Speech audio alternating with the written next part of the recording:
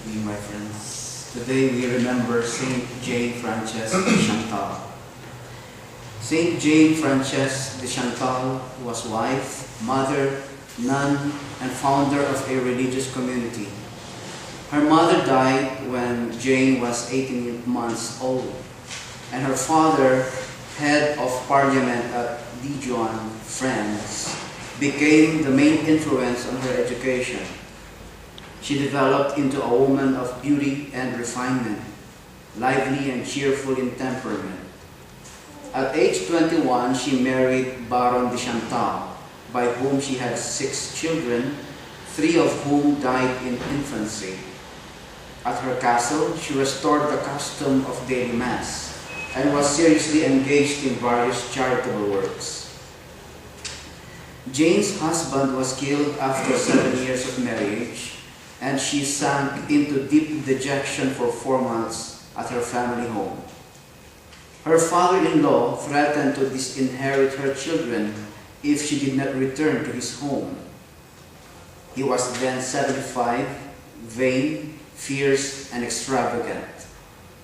Jane Frances managed to remain cheerful in spite of him and his insolent housekeeper. When she was 32 years old, she met Saint Francis de Sales, who became her spiritual director, softening some of the severities imposed by her former director. She wanted to become a nun, but he persuaded her to defer this decision. She took a vow to remain unmarried and to obey her director. After 3 years, Francis told her of his plan to found an institute of women, which would be a haven for those whose health, age, or other considerations barred them from entering the already established communities. There would be no cloister, and they would be free to undertake spiritual and corporal works of mercy. They were primarily intended to exemplify the virtues of Mary at the Visitation, hence the name the Visitation Nuns, with humility and meekness as their virtues.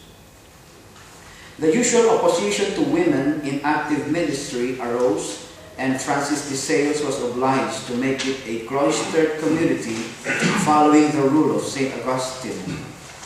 Francis wrote his famous treatise on the love of God for them.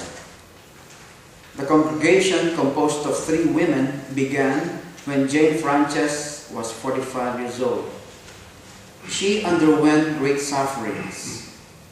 Francis de Sales died, her son was killed, a plague ravaged France, her daughter-in-law and son-in-law died. She encouraged the local authorities to make great efforts for the victims of the plague, and she put all her convent's resources at the disposal of the sick.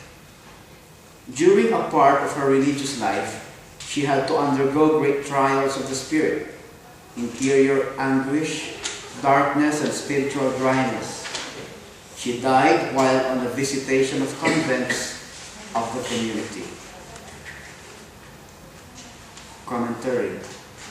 It may strike some as unusual that a saint would be subject to spiritual dryness, darkness, interior anguish. We tend to think that such things are the usual condition of ordinary, sinful people. Some of our lack of spiritual liveliness may indeed be our fault. But the life of faith is still one that is lived in trust. And sometimes the darkness is so great that trust is pressed to its limit. Saint Vincent de Paul said of Saint Jane Frances de Chantal, "She was full of faith, yet all her life had been tormented by thoughts against it.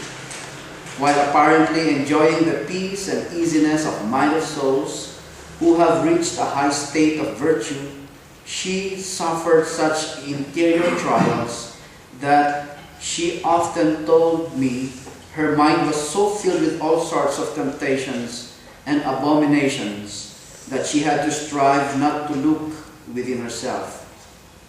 but for all that suffering, her face never lost its serenity, nor did she once relax in the fidelity God asked of her.